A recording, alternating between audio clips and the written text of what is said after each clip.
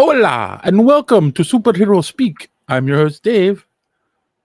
I'm confused. Why Dave was in an accent this week? He went back to that. Oh well. Anyway, I I'm the touched other my host, Tom. background and it went funky. I got to fix that in a second. Oh, funky. Okay. This is going to be one of them shows. I'm telling you. Yeah. Uh, what are we talking about tonight, anyway? Oh, we got a little bit of Star Wars news again. Yep.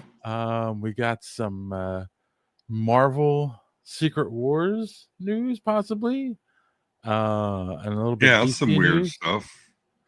Yeah, and then some DC news, and then our main topic. We're going to talk about measuring the success of movies, and based on some comments that what's his name? Jeff Bridges. Jeff Bridges. I was going to say Kevin Bridges. I don't know why. Some comments that Jeff Bridges made about a movie that he's currently in. So The dude. The dude, exactly. The inspiration for Thor in Endgame. So yeah, that's our plan. Sounds good to me.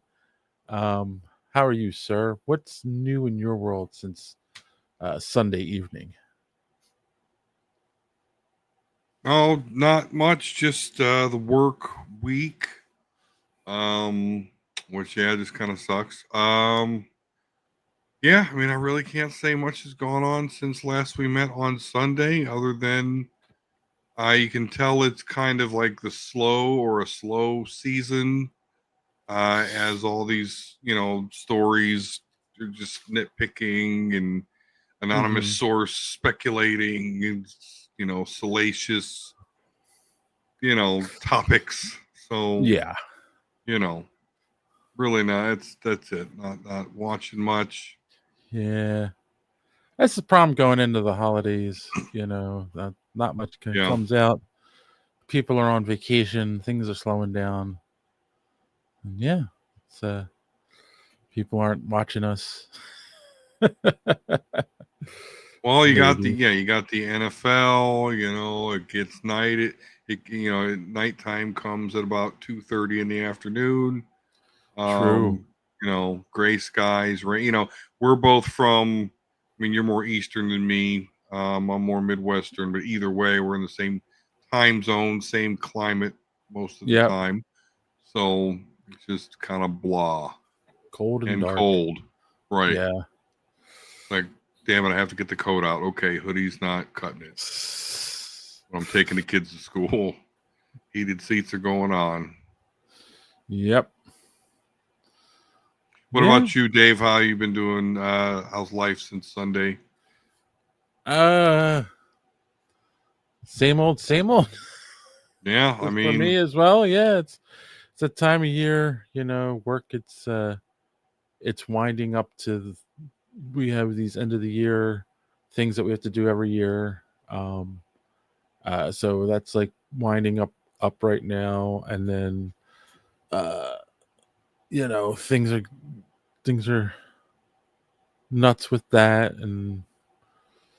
but yeah, not much else going on. Just keeping my head down, looking for stuff to talk about on here. So yeah, and it's that there's lots of hairs to split, so we'll figure. We can always figure it out. Yeah. Well, we're good at splitting hairs, I think.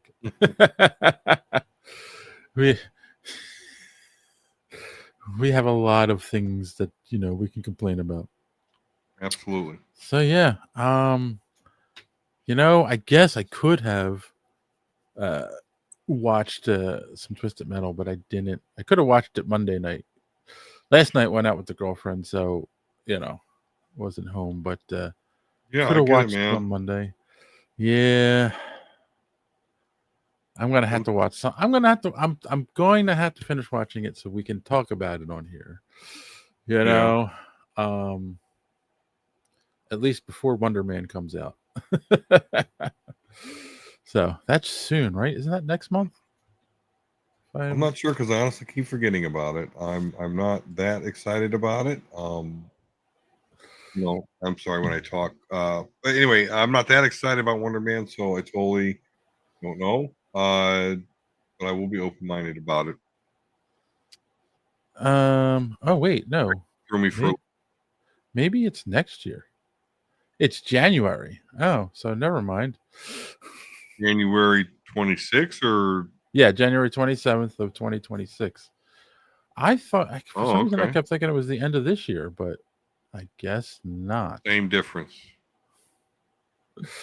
Wow. So yeah, I'm gonna need to watch it. Cause yeah,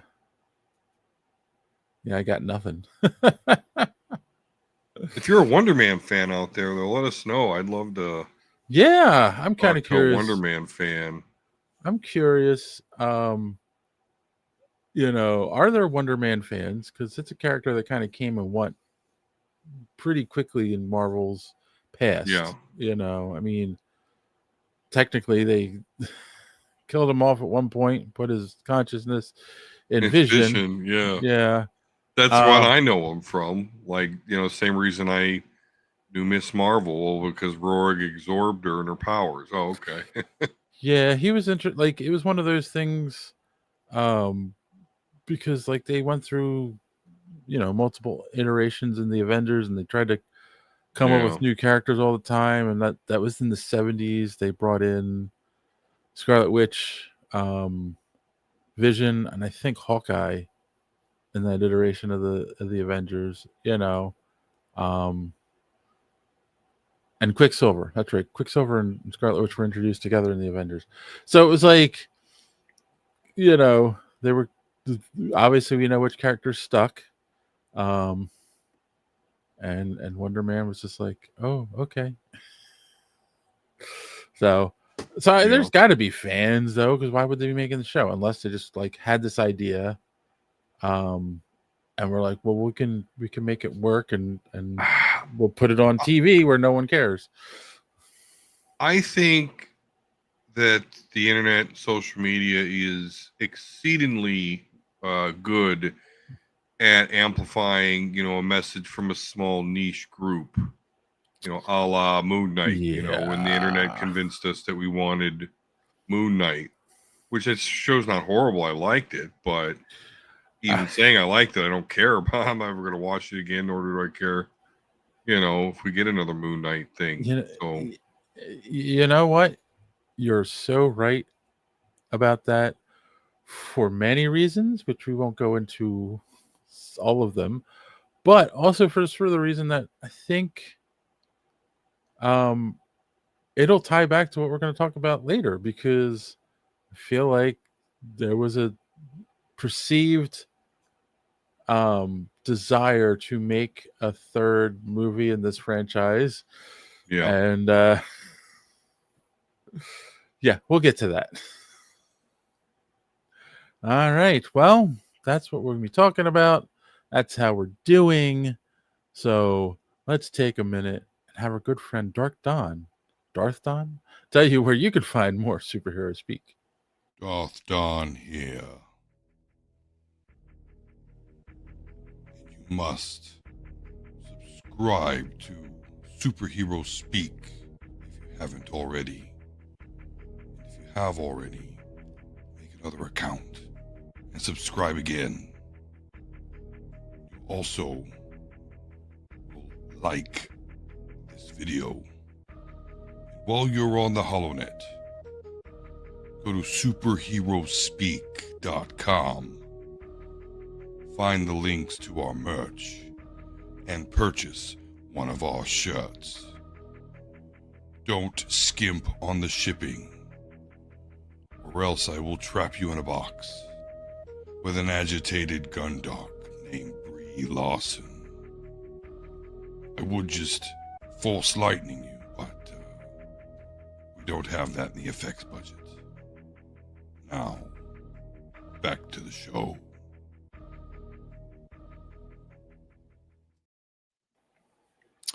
Yes, I used the cover to fix my background.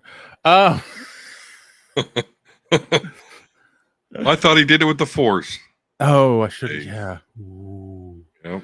Yeah, maybe Darth Don could have fixed it for me. You know, I don't know. I haven't seen the guy since New York Comic Con.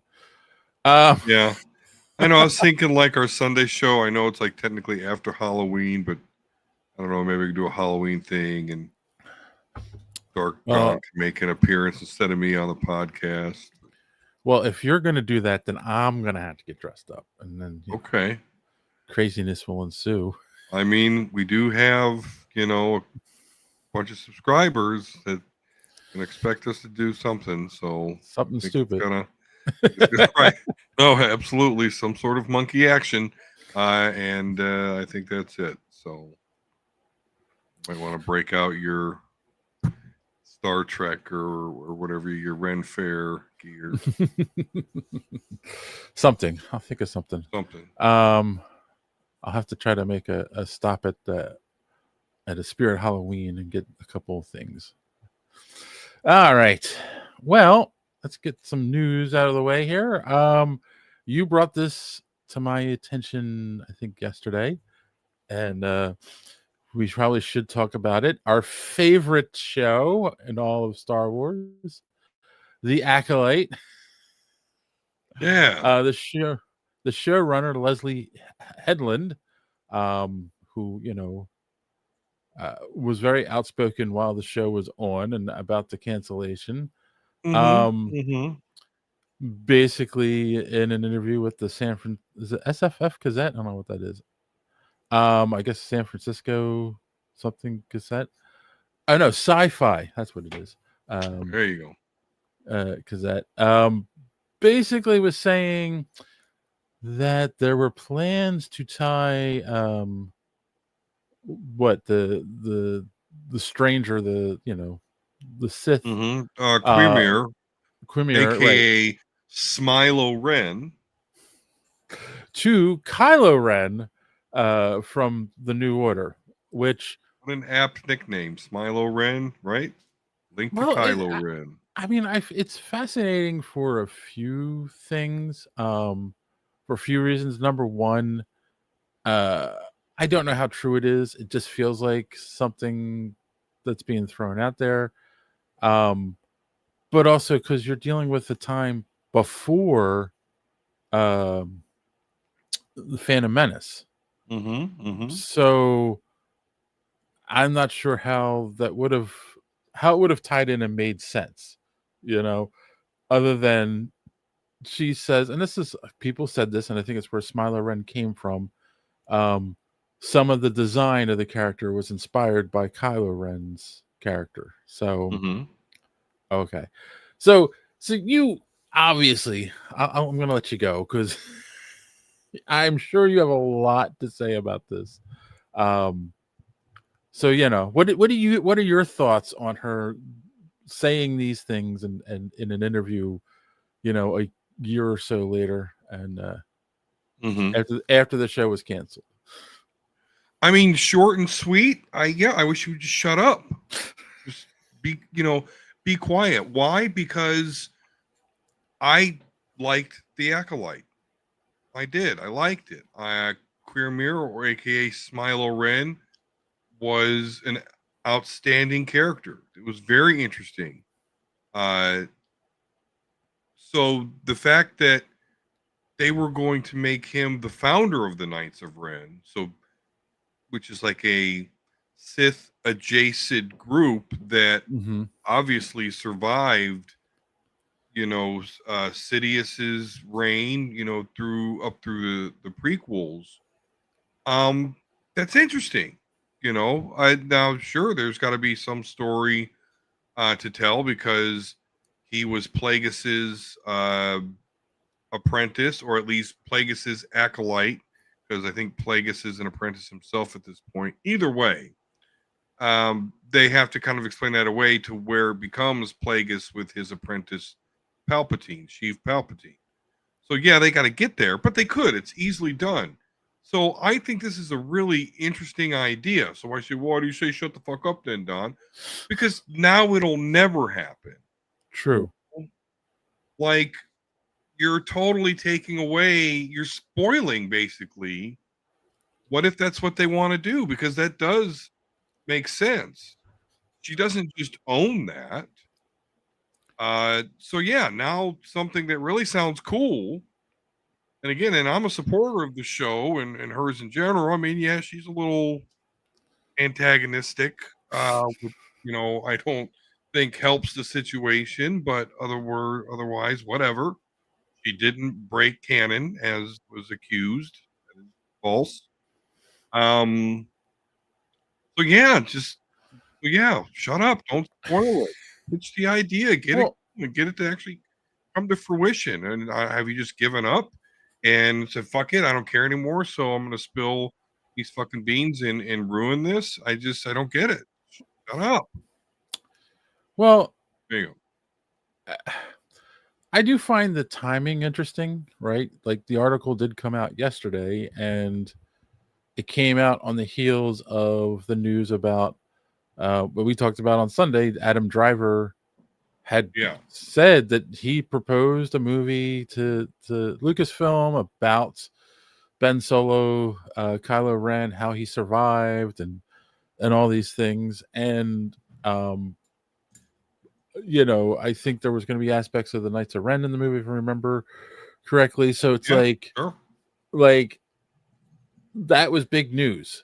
So then she comes out and says this, which made me go, is she just, looking to become relevant again for a little bit? Maybe no one's calling her since they canceled the Acolyte,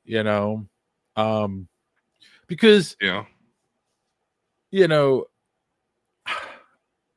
don't know. I think my issue with the show and whatnot is I still struggle with who was actually the Acolyte in the show. Was it Smiler Ren, or was it I can't remember the main character's name? Osha. Or was it? He's a twin. It's Osha and Dan. I can't remember the other one. Right. Or was it her? And then I said this too. Like they threw in Darth Plagueis at the end. It's a very deep cut that only like diehard Star Wars fans would have gotten the reference. Seeing him, in the shadows like that. But it's also one of those things like, and then having Yoda at the end, it like the threads that got interesting at the end, and it felt like an attempt to say like, ooh, look at all this cool stuff we're setting up. You don't want to cancel us. But up to that point, it was like, bleh, so yeah, it's just like, I don't know.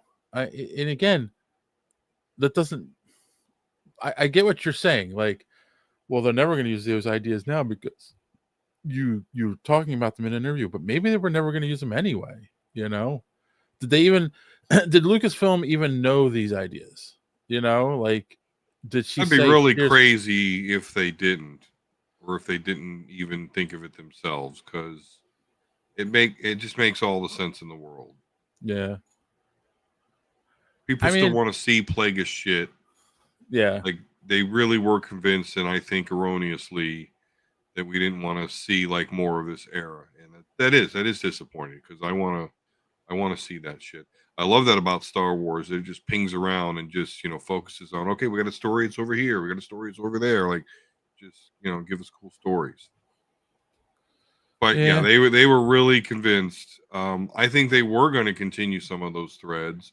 But again, I think internet/social media really sold, to whomever, Iger, Kennedy, whatever, that no one would like anything from Leslie Headland or branching from this show. And that's too bad, because they really did introduce some cool characters and concepts in the Acolyte. They did.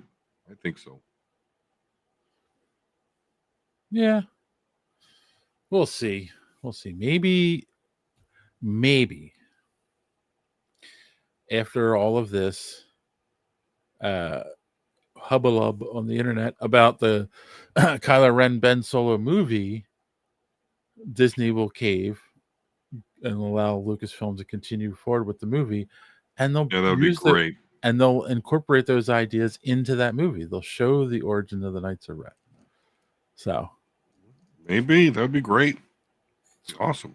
All right. Speaking of things that are awesome, I don't know. So apparently, in a Marvel presentation in Brazil, there was concept art and posters that were shown for upcoming projects. And one of them was Secret Wars. And the poster that's used in this image shows the Beyonder. So what we think is the Beyonder. It's not labeled Beyonder, which is not right. But I'll talk about that. Okay. I mean, the other interesting thing is, apparently there's going to be a Frozen 3 and another Incredibles movie. But yeah. And then something with Star Wars. There is a Star Wars poster there, which kind of looks like something from the originals. Anyway, I'm going to talk about that in a second too. But there is a rumor about something. I'll get to that in a minute. But I mean, okay. Here's the thing.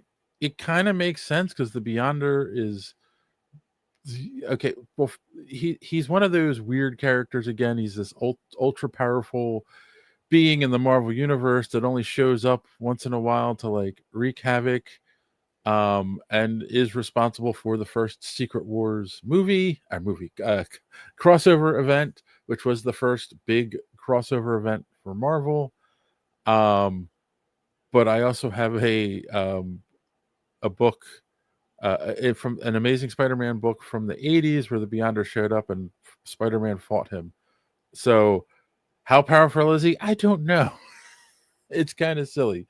I can't even remember how the fight concludes, but regardless, like he is a big presence in the story, so it would make sense that it is the Beyonder. And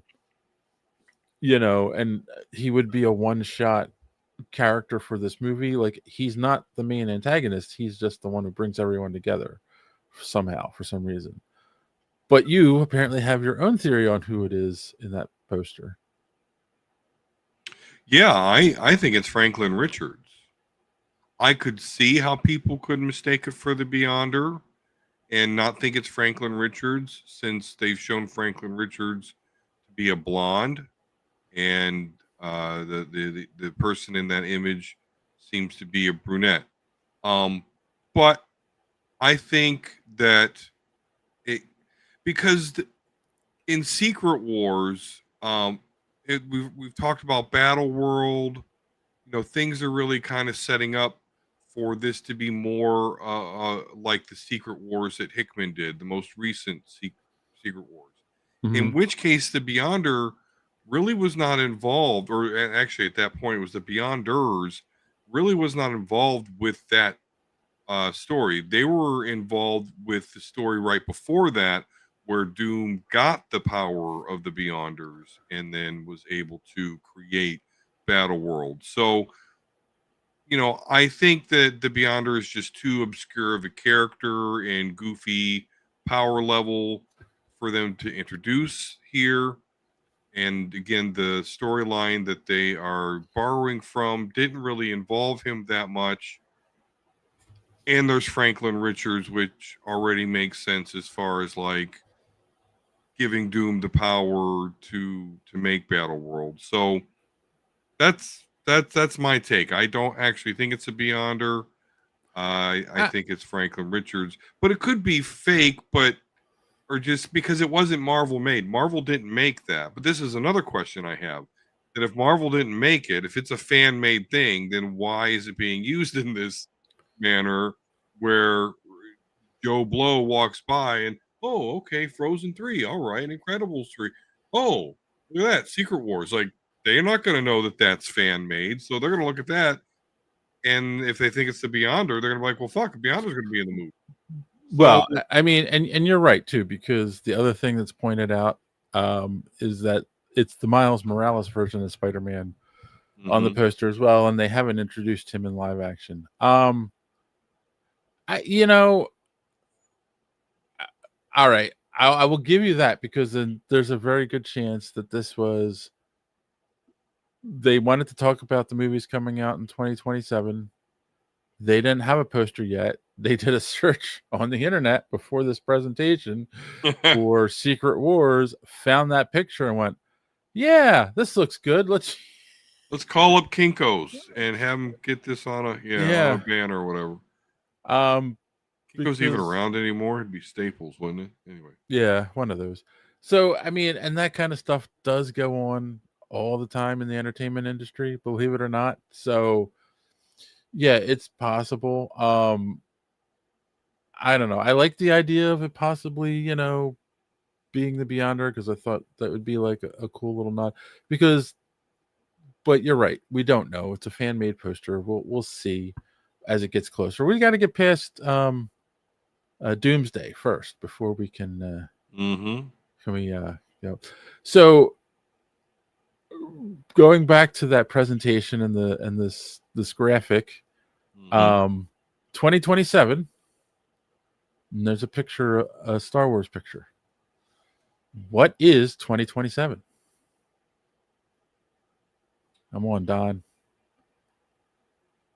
Oh, 2027 is the 50th anniversary of Star Wars New Hope. Right. And what is the rumor? Have you heard this one?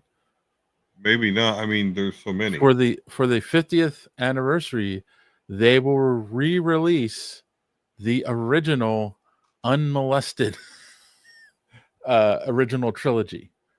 The original theatrical versions of the movies, that they will put them in the theater and then put them out on Blu-ray, DVD, digital, whatever. And because this is something that the fans have been asking for a long time. George Lucas kept screwing with the movies after, since the special editions before the Phantom Menace, and then even after the Phantom Menace, kept messing with them.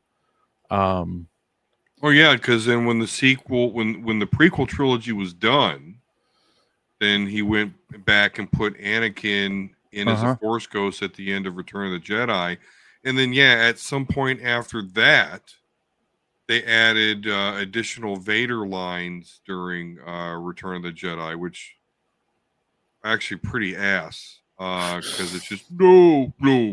It's just there's a reason they were cut originally, right? So that's cool. But I totally think that's it. It's been something that people have been clamoring for a while. I mean, it can't exactly be the original cut, as those are on, I'm sure, some sort of physical film, which is either deteriorated or rapidly.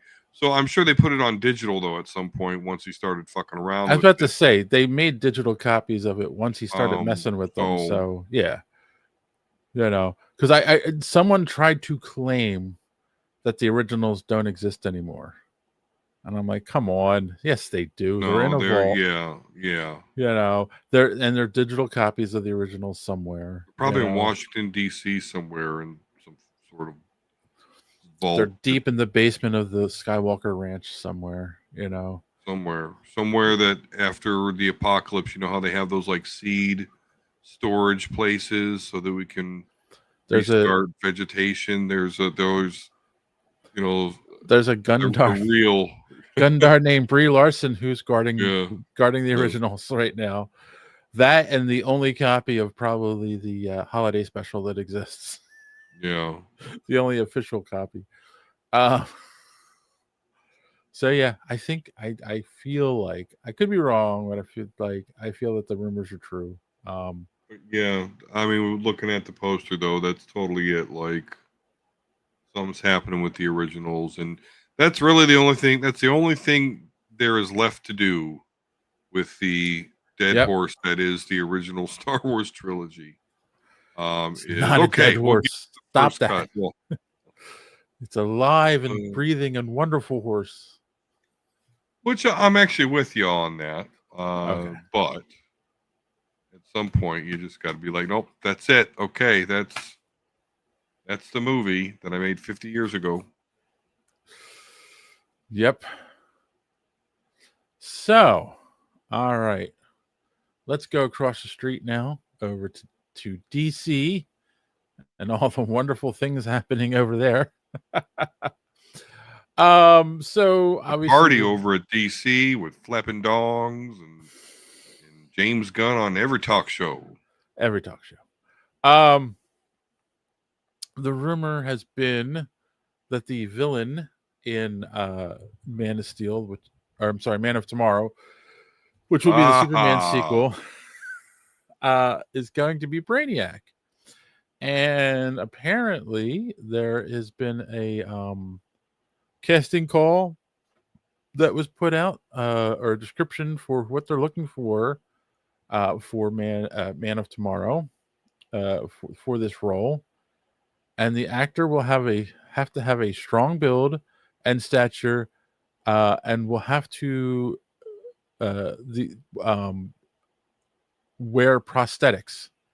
The makeup and prosthetic portion heavily hints at a character being okay. This is just what the article's saying. So yeah, they're saying that because of that, they're looking for like a tall, imposing type of figure, and that he's going to have to wear a lot of prosthetics.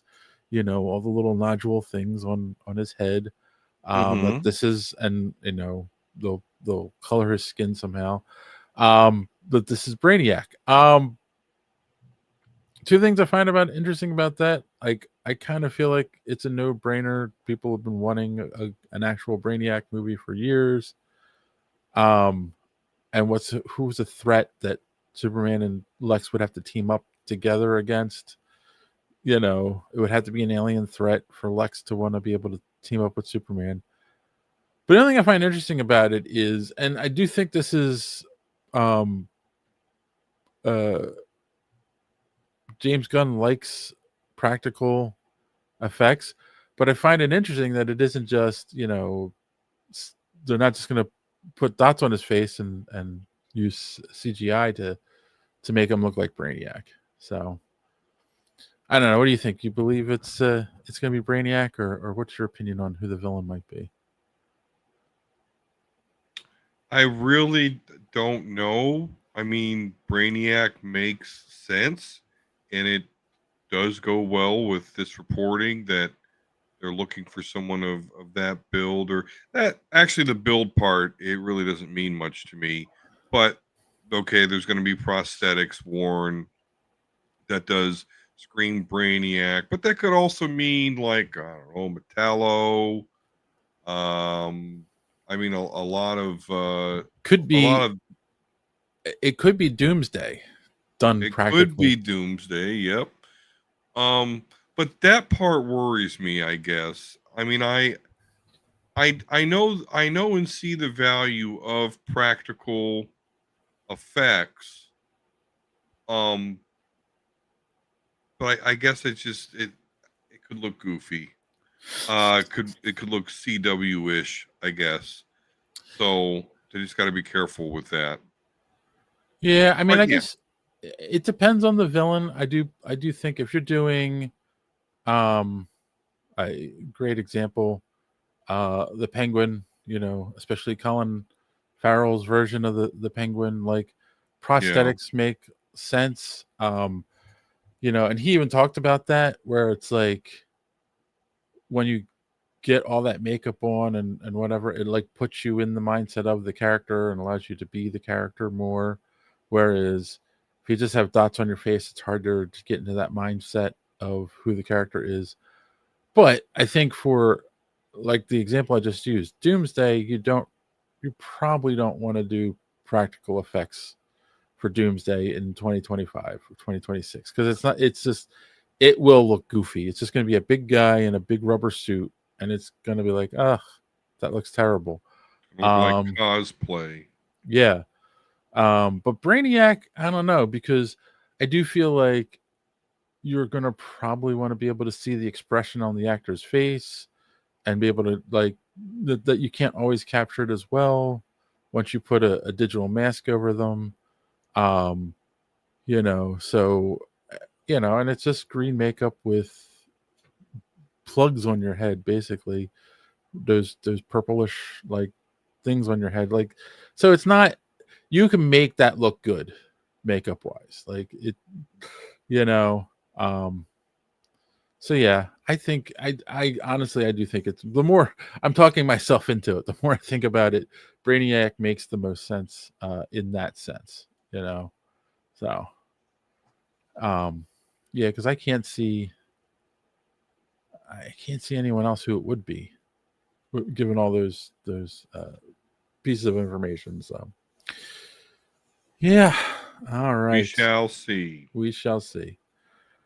All right, so a movie came out. Did you know a movie came out this no, not this weekend? It came out while we were at New York Comic Con. That's right. No. Yeah, it's a third movie in a long running trilogy. The original movie was in the 80s. Then the second movie was in the 2010s, and now they just came out with the third one. And then, of course, I'm talking about Tron. Oh yeah, the Jared Leto Tron Ares thing. And obviously we didn't see the movie. I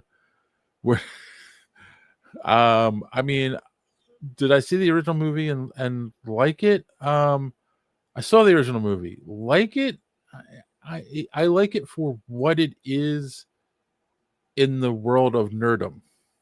Where it stands. The first movie to use computer effects. And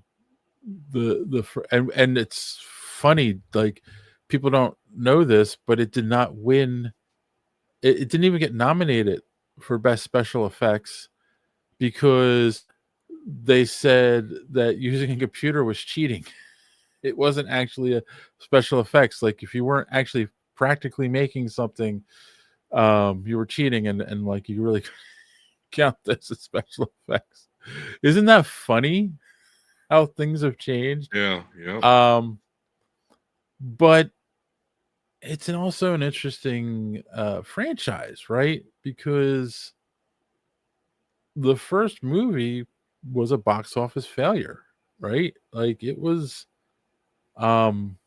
considered a huge failure, and that's why it got shelved, and you didn't hear anything. Like, there were plans for like a big toy series, and like, I think just a couple light cycles and a couple figures came out, and that was it. And then, like, it disappeared. There was no Saturday morning cartoon. There was no there was nothing else to support the property because there was no wide interest in it. It just came and went really quick. But it's a movie that found a cult following in home video many years later, right? So much so that let me I have the information here, that in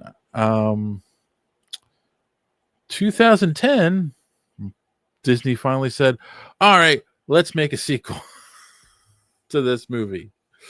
And they made Tron Legacy, which I believe had $170 million budget. And 2010, so we're not yet we're judging the entire performance of the movie by its opening weekend, but its opening weekend, it only made $44 million on a $170 million budget. It ended up making $400 million worldwide in its full theatrical run. So it made its money back, but still wasn't considered a huge success. And I think that's part of the reason it took them 15 years to make the third one. So let's, before we get into Jeff Bridges' comments, I wanted to say, like, so the movie came out and it had it doesn't show the budget here, darn it. But it made 33 million its opening weekend, and it has made 124 million worldwide up to this point. And let me see if I can find the budget real quick, because I think, well, you have to assume it's at least 150 million.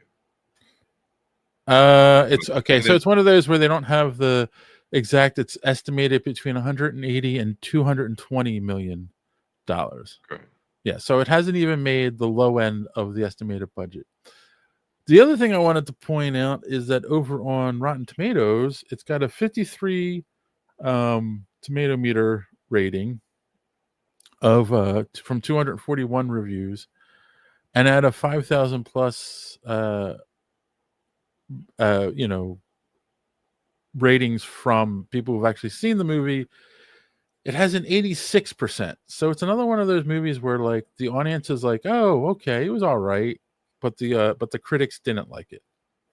So all that being said, before we get into Jeff Bridges' comments, what do you think? Do you think this movie could be considered a success, or should they have not even made the movie?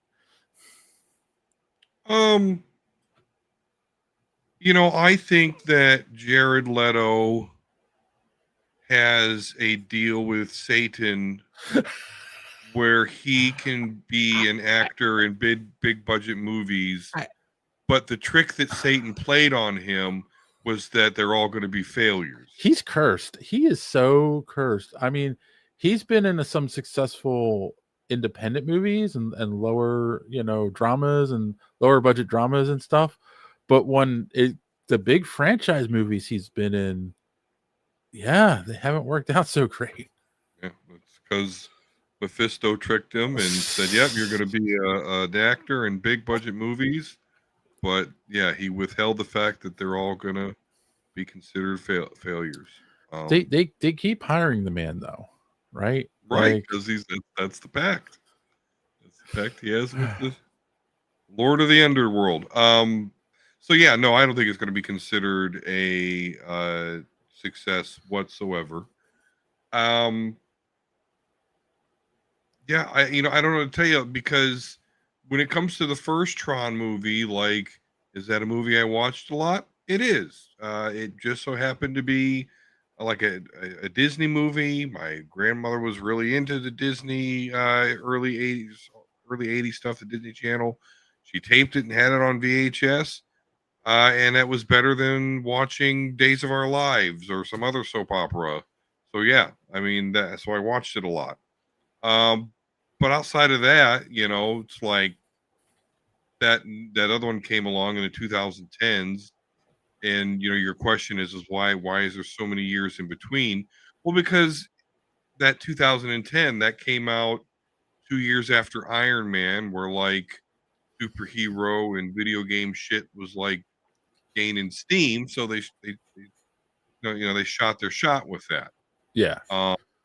I don't know why they're doing this one, but again, they put Jared Leto in it.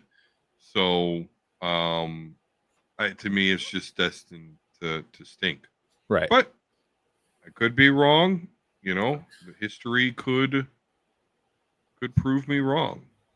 So Jeff Bridges, who plays Finn, Finn in the Tron movies. For those who are unfamiliar with the movies, he's the guy who gets trapped inside the video game world, and has to fight with Tron, and help save the computer world, from the evil controller program. But he had an interview with Entertainment Weekly, and they kind of brought up the quote unquote disappointing opening weekend. And his response was, it's interesting though, how movies are received at opening weekend. I remember Heaven's Gate was considered, very disappointing or a flop, but nowadays it's considered kind of a masterpiece. So it's interesting how things can grow on you. He also said, as an individual, often I have not liked a movie, and then a couple of weeks or months later, I'll see it again and say, what was I thinking? As the dude would say, that's just like your opinion, man. So, so that's the whole reason I'm bringing this up, and it's an interesting point, right? Because what do we do on this podcast when we interview somebody? We always ask them the same question when we end the interview, and it's, how do you measure success, right? And we've had people on multiple times who think reflexively on that and change their answer every time we have them on, or they add to it and whatnot. And it's actually, it's a wonderful thing in that respect. But very rarely, only like people that are kind of being funny or facetious or whatever, do they say, oh, if I make $1 million, then I'm a success. Artistic people always come back with, how did I affect the audience that did read this book or did see this project? How did I or can I hold my head up high after I made this movie? Do I feel good about it? Or am I continuing to work and reach people with a message, blah, blah. So it's always questions like that, right? And it made me really think too, because like we live in a world, and I know it's so easy to go, well, if the movie doesn't make money, it's a flop and it's a failure. Yeah. But it depends on your definition of the word failure. In one sense, it also depends on, like, how do I say this? The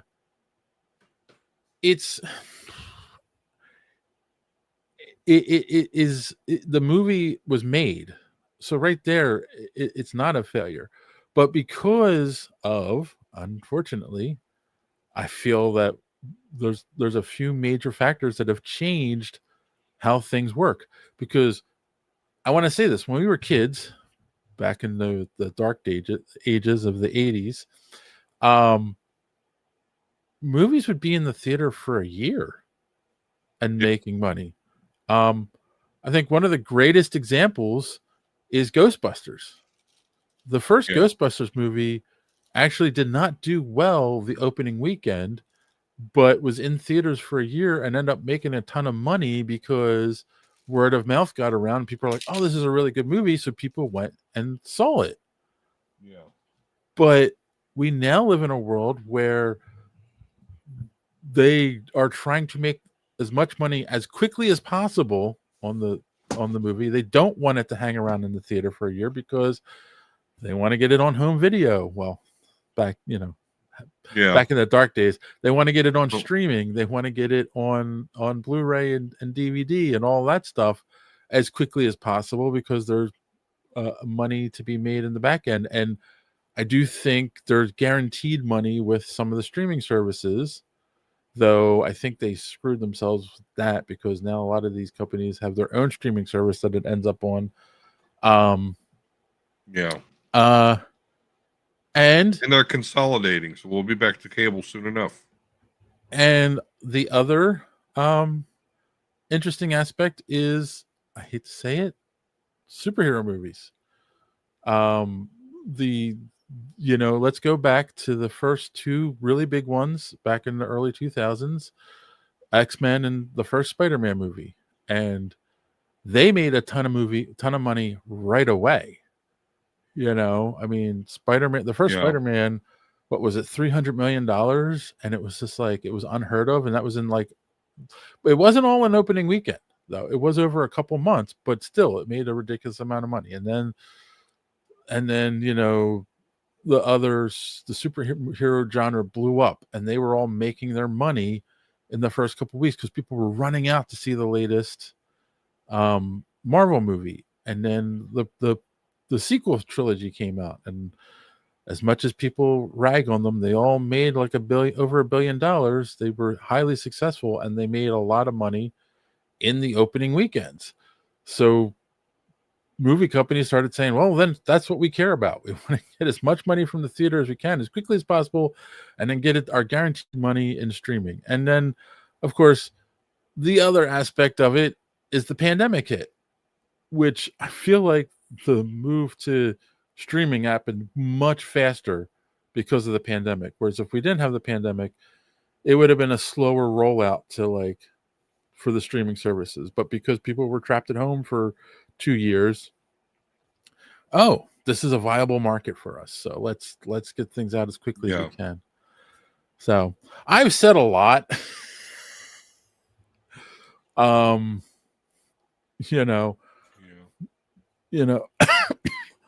So I'm just curious what your thoughts are on those factors, those topics. That's funny because when I think of your question, what do you consider success? How do you measure success? Yeah. And it really depends on what your perspective is. So as an investor, shareholder, board member, you measure success by pure dollars and cents. Yeah. And like you mentioned, the early superhero movies set this precedent that they can make all this money right away. But then the pandemic came. And the reason why they were making that money right away is because we're dorks.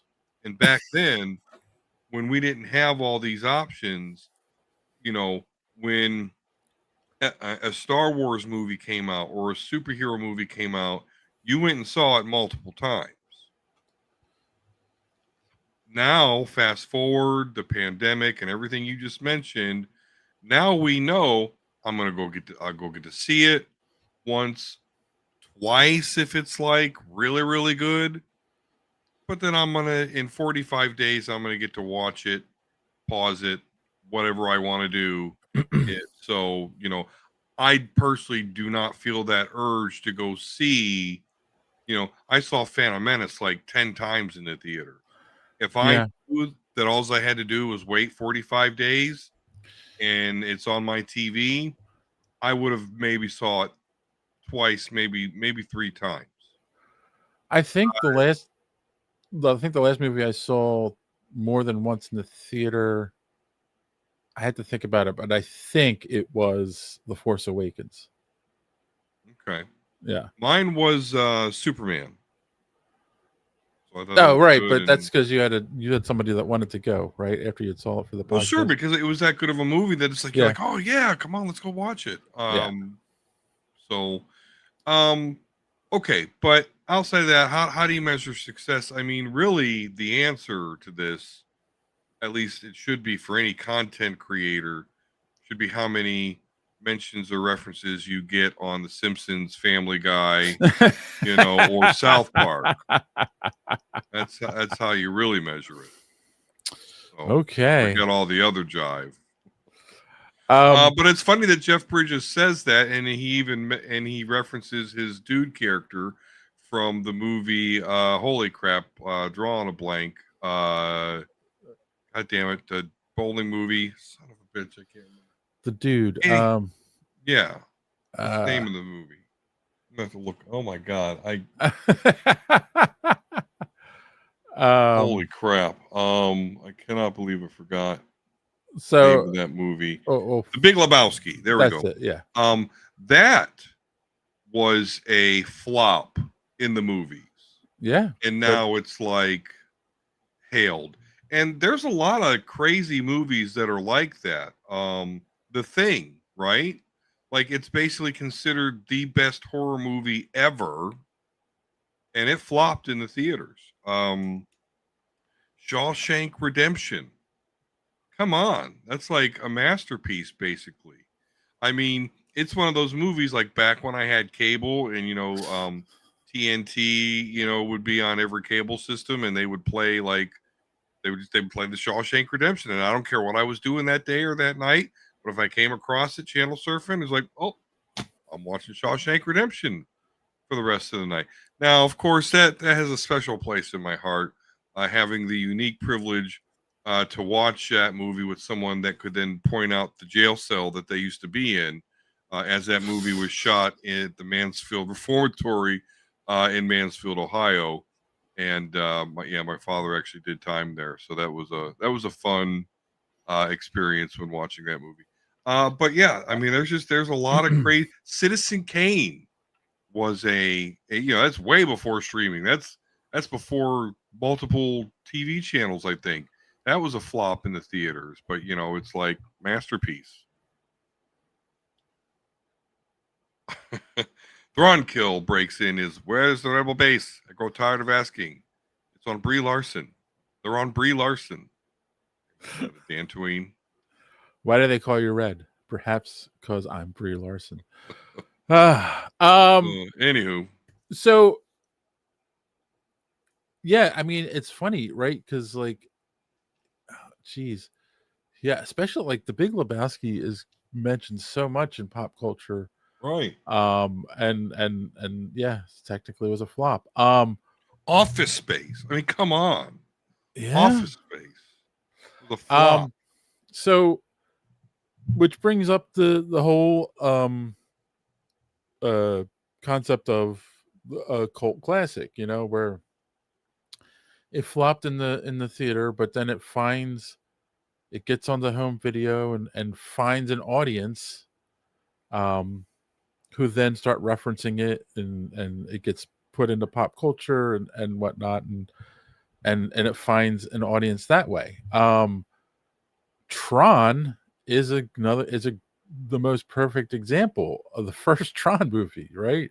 Didn't do great in the box office and then became this huge cult classic, and which is why they were like, okay, well, there's a huge audience for this, so let's make another one. But I do think it's funny because I'm going to say there's two things here. Like, one, you've got to make, especially if you're making a sequel to Tron, you got to be willing to make it on a smaller budget with the concept that this might not do well in the theater, but we'll find an audience once it goes on the streaming. Because that was the other thing I was going to say is I feel like we now live in a world where it's easier for things to become cult classics because there are a lot of people, unless it's some kind of movie they feel like they have to see, are more willing to go, I'll just wait till, and I know it'll be on streaming in 3 months, 3 to 6 months, so I'm just gonna wait, and I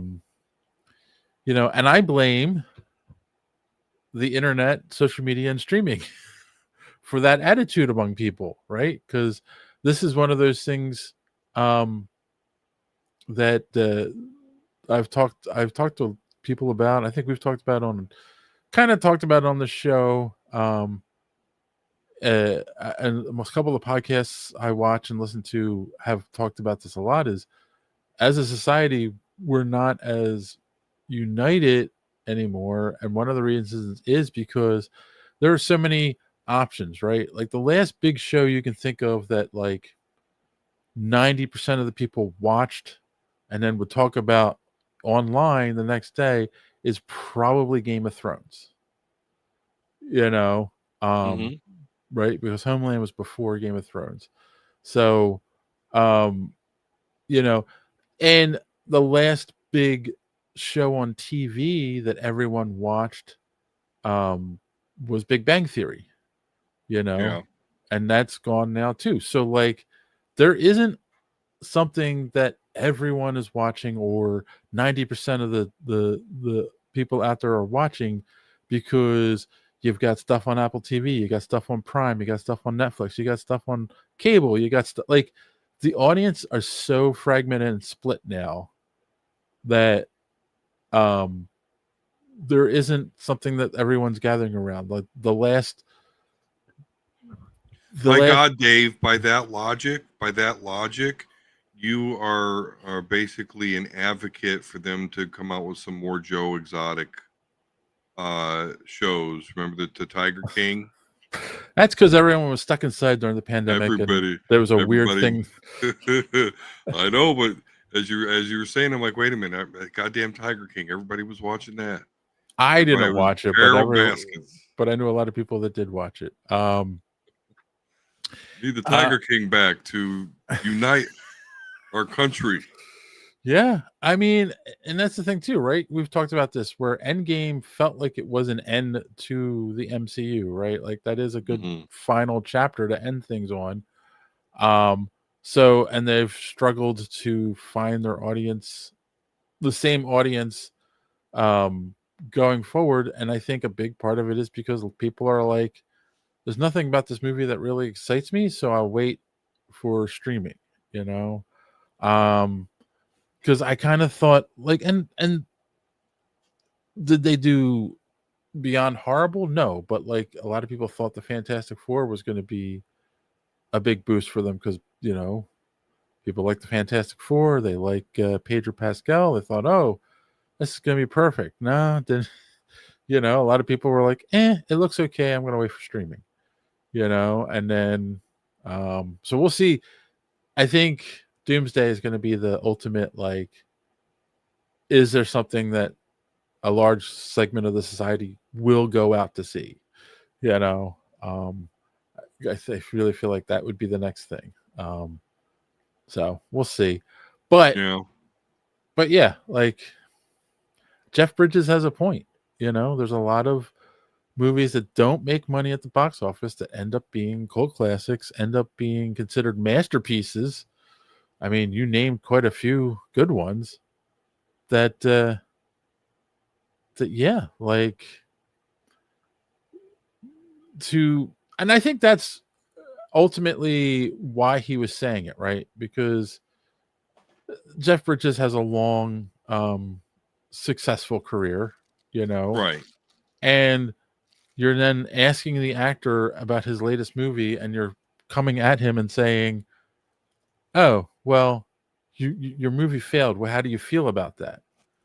You know, and let's put it this way, he doesn't need at this point in his career, he doesn't need Tron Ares to be a huge success, right? You know, he's not gonna, he's just happy to have something to do still, you know. Right So he can that affords him the opportunity to come back with an answer like that, where it's like, that's a weird question, like just because it didn't make, you know, $500 million in opening weekend, you're saying it's a failure.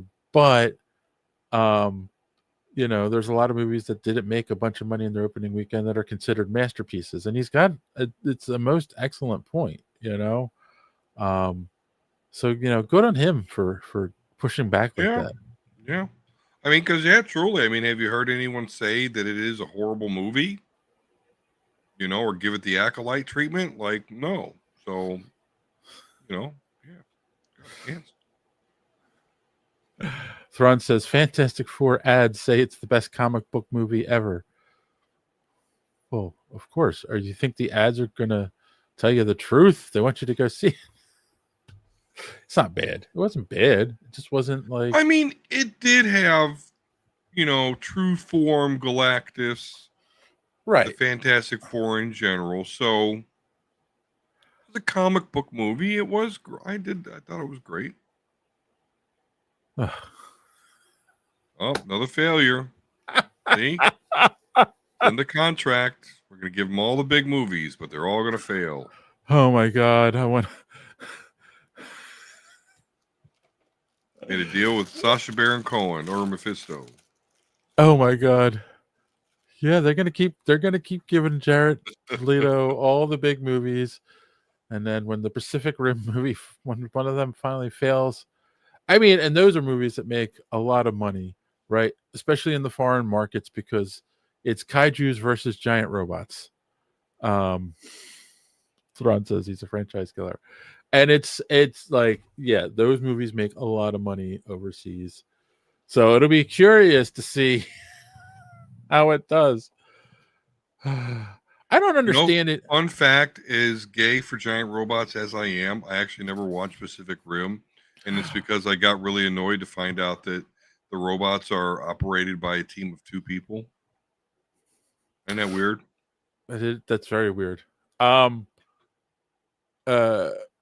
Side note, like, and I'm not a 30 Seconds to Mars like big fan.